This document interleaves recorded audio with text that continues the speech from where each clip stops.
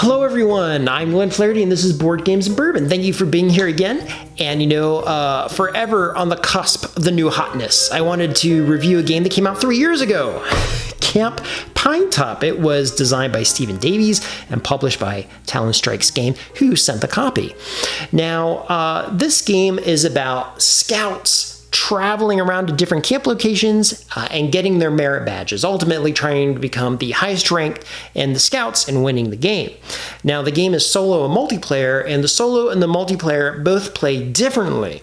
The solo game is really cool because there's an evolving gameplay every time you play it, and there's like a carryover effect, which I thought was really, really cool.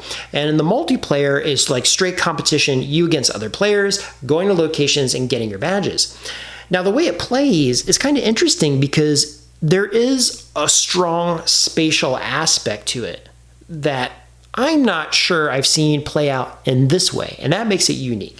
But ultimately, I'm going to pare it down.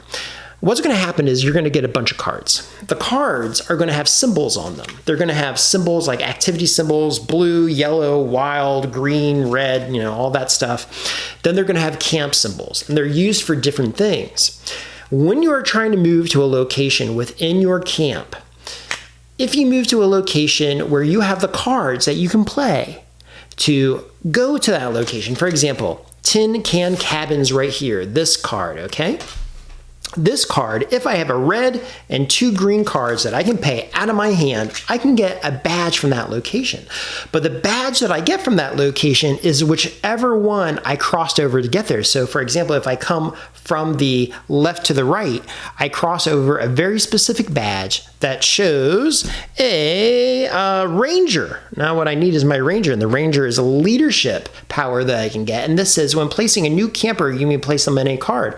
That's important because normally when you place a camper, it has to go on a card that you can pay. And that's the second set of symbols. You might have a gray camp and you pay 2 gray camp cards. You can place your worker on a gray camp location, which may be or may not be convenient for you. That power lets you put it anywhere you want. And depending on how you approach the card, you get different powers, which is really, really cool. Now, on your turn, what you can do is you can draw these cards. You can move and pay for a card. What are the other powers that you can do in the game? Okay, you can draw 2 cards from the supply. You can draw 1 card from the supply and move your camper to a new location, which can or cannot sabotage you because you might have moved them to a spot that you really needed. You can move a camper to a new location and collect the achievement patch, which is what you want to do. You want to load up your hand and then move. Now, throughout the game, you're also going to have a hand limit. You can't just run away with it. You can place a new camper onto the board, but only if you can match the spot. Like I said, you need 2 gray cards to go to a gray spot or 2 greens to go to a green spot.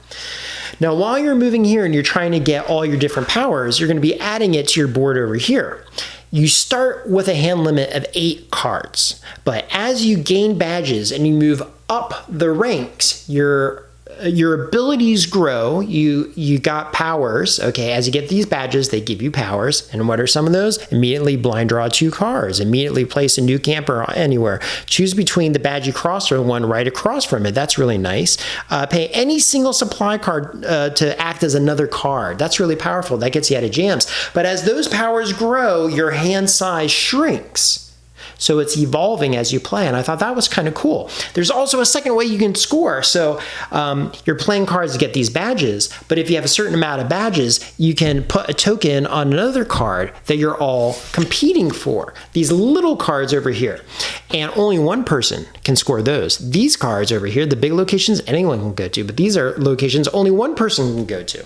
And as you move up the ranks, you need certain cards. That shrinks all the way from 8 down to 3 cards, and then you need to do some upgrades and stuff like that. Very, very fun, very, very fast. Solo is very interesting because I would say there is a legacy campaign element where as you play the games one after another, there's a scenario book that you play. And as you go through it, the scenarios evolve, and there are even some carryovers from the previous game. So while the game is not the heaviest thing you're going to ever play, there's a lot of charm here, and I do enjoy it. I think not only would it be a family game, I'm all about games that I can play after a long day and just have a chuckle at the end of the night, man. That is gonna blow me up. Some games I'll have on a table and it's there for a week as I go through my turns. This one I can play in a night. Really enjoying it. So anyway, that is Camp Pinetop.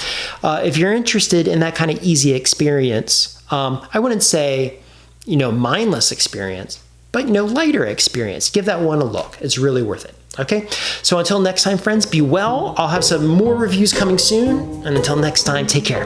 Bye.